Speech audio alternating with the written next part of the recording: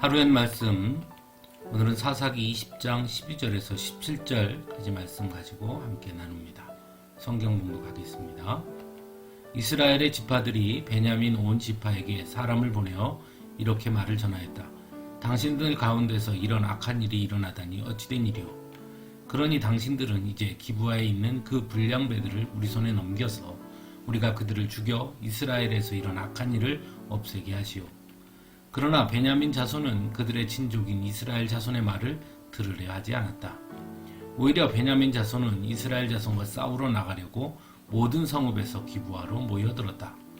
그날에 모여든 베냐민 자손은 기브아의 주민들 가운데서 뽑은 700명 외에도 각 성읍에서 나온 칼을 쓸 줄 아는 사람 26,000명이 합세하였다. 이 모든 사람 가운데서 뽑힌 700명 왼손잡이들은 무림매로 돌을 던져 머리카락도 빗나가지 않고 마치는 사람들이었다. 이스라엘 사람들에게는 베냐민 자손을 제외하고도 칼을 쓸 줄 아는 사람이 40만 명이나 있었는데 그들은 모두 잘 싸우는 용사였다. 아멘. 베냐민 지파의 불량배들에 의한 레위인의 첩을 윤관한 사건을 듣게 된 이스라엘 지파는 미스바에 모입니다. 그리고 베냐민 지파에게 당신들 가운데서 이런 악한 일이 일어나다니 어찌된 일이오? 그러니 기브아에 있는 그 불량배들을 우리 손에 넘겨서 우리가 그들을 죽여 이스라엘에서 이런 악한 일을 없애게 하시오라고 권면합니다. 하지만 베냐민 지파는 그 권면을 듣지 않고 오히려 싸움을 준비합니다. 결국 이스라엘 다른 지파들과 베냐민 지파의 전쟁은 이렇게 시작됩니다. 이러한 이스라엘 지파와 베냐민 지파 간의 전쟁의 시작의 모습 속에서 우리는 몇 가지를 생각하게 됩니다.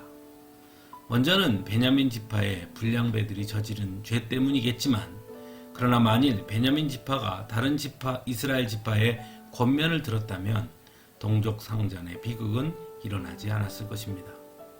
그러나 베냐민 지파는 이스라엘 지파의 권면을 듣지 않았지요. 또한 베냐민 지파는 미스바의 모든 이스라엘 지파의 사람들이 모였을 때 그곳에 참석하지도 않습니다. 만일 베냐민 지파가 미스바에 이스라엘 지파의 사람들이 모였을 때 참여했더라면 전쟁까지는 일어나지 않았을 수도 있을 것입니다. 결국 이러한 모습은 이스라엘의 공동체성이 그만큼 약화되었다는 것을 보여주는 것이라 할 수 있습니다. 이스라엘 12지파는 모두 야곱의 자손들입니다. 그들은 가나안 땅을 정복함에 있어서도 함께 싸웠고 하나님 안에서 언제나 하나였고 하나의 가족이었습니다. 하지만 가나안 땅에 정착한 이후 그들의 공동체성은 점차 약화되기에 이릅니다. 그러다 보니 각 지파들은 자신들의 이익에만 몰두했습니다. 그래서 사사들이 이방 민족들과 싸울 때에도 참여하지 않기도 했고, 전쟁에서 승리한 이후에 얻게 된 승전품으로 인한 갈등을 일으키기도 합니다.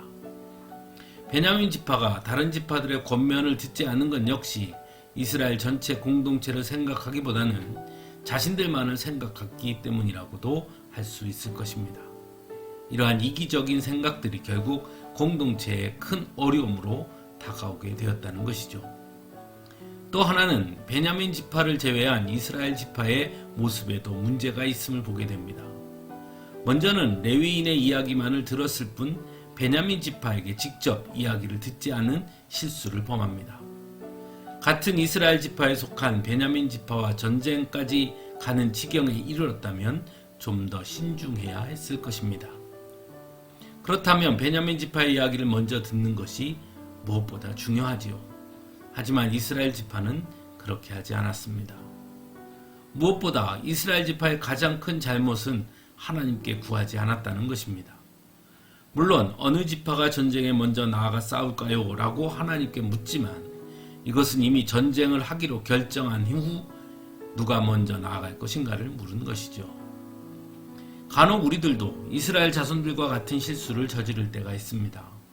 정작 하나님께 물어야 할 것은 묻지 않고 자신이 결정하고 그 다음에 일어나는 결과만을 하나님께 맡긴다고 할 때가 있다는 것이죠. 하지만 하나님은 우리가 스스로 결정하기 전에 먼저 하나님께 묻는 것을 원하십니다.